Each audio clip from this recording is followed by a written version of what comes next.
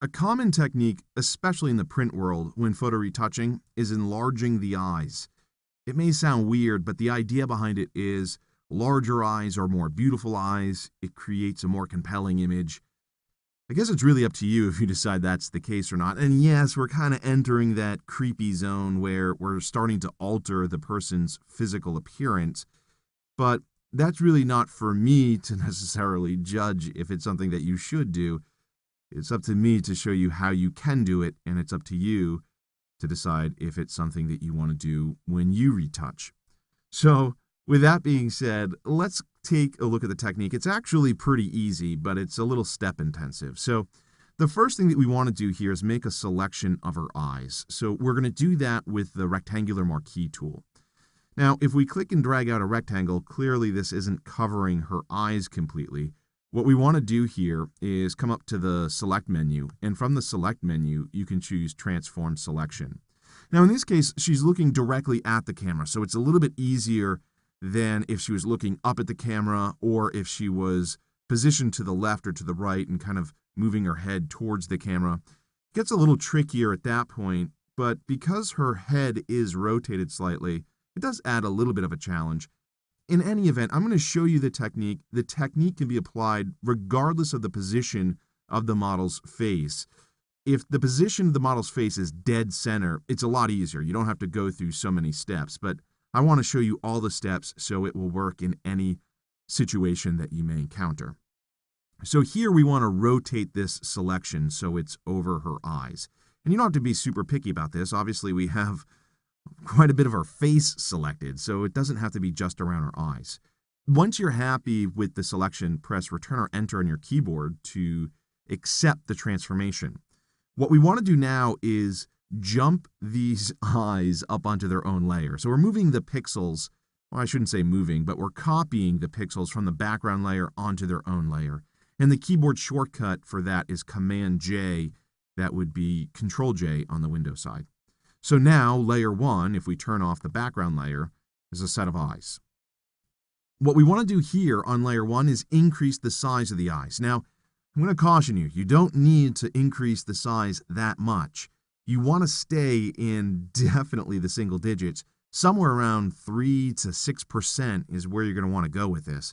Anything more, you're going to be creating kind of a really freaky looking picture. So what we want to do, like I said, is increase the size of the eyes. And we're going to do that with the free transform tool. Command T or Control T is the keyboard shortcut. What you want to do is come up to the control panel here and click this little chain link icon. That way the width and the height are linked together. So if we change the width, for example, to 104%, the height is also changed to 104%. And I think all we need here is 4%. And over time, you'll get a little bit more experience and you'll be able to kind of quickly identify what that percentage change should be. But like I said, anywhere between 3 and 6% is typically a safe bet. So once you're happy with this transformation, press Return or Enter on the keyboard to accept the transformation. Then, if you turn on the background layer, you'll quickly be able to see that her eyes are a little bigger, right? And 4% is pretty dramatic in this case.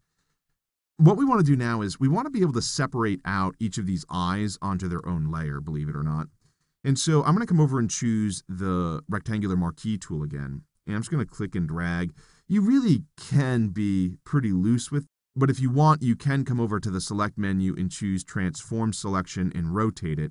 Sometimes it's just easier for people to visualize what this will actually look like.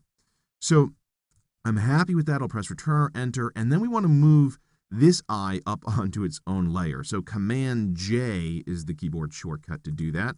So here, if we turn off all the layers except this new layer, we have the left eye. Good idea to go ahead and name it left. And it's left based upon how I'm viewing the subject. It's probably the subject's right eye, but don't start confusing yourself with left and rights here. Just kind of keep it simple. So we want to get the right eye now. So I need that same selection. I'll go ahead and just click and drag out a marquee. If you want to rotate it, you can do that. Come up to the Select menu. From there, you can choose Transform Selection and then just rotate it. And I did do a good job there. You can even reposition it. And once you're happy with it, press Return or Enter on your keyboard. And that same keyboard shortcut, make sure that layer 1 is selected here. That same keyboard shortcut to copy these pixels onto their own layer, it's Command J or Control J. Rename that layer right. And honestly, at this point, you can just trash layer 1. We don't need it. So select layer 1 and click the trash can. And yes, we do want to delete that layer. So we have two eyes on their own layers. That's exactly what we want. The next step, believe it or not, is to position the eyes. What you want to do is select, in this case, the left eye, or the left layer, and reduce the opacity a little bit. So just drag this opacity slider down, and you're going to kind of get this blurring effect, which is good. You can then use the Move tool, V is the keyboard shortcut, and just use the arrow keys on your keyboard to nudge it around, just to place the eye in an area that's a little bit more realistic. And as you move and change the position of the eye, it'll almost look like it's sharpening up a little bit. So I like the position of that eye. I'm going to go ahead and do the exact same thing here on the right-hand side. I'm going to reduce the opacity. Then I'm going to select the Move tool. Again, V is the keyboard shortcut, and just nudge it around using the arrow keys on the keyboard until the eye looks pretty sharp. I think I went a little too far here. I think it looks good right there. So that looks a little bit better. We can go ahead and increase the opacity on both layers back to 100%. And so we can see these new eyes. We want to select both of these layers and group them. So come down here and click the Layer Group button to put them in their own folder. At this point, what we want to do is hide everything, believe it or not. So we're going to hold down the Option key on the Mac, Alt on Windows, and click Add Layer Mask with the group selected. Really important to have that group selected.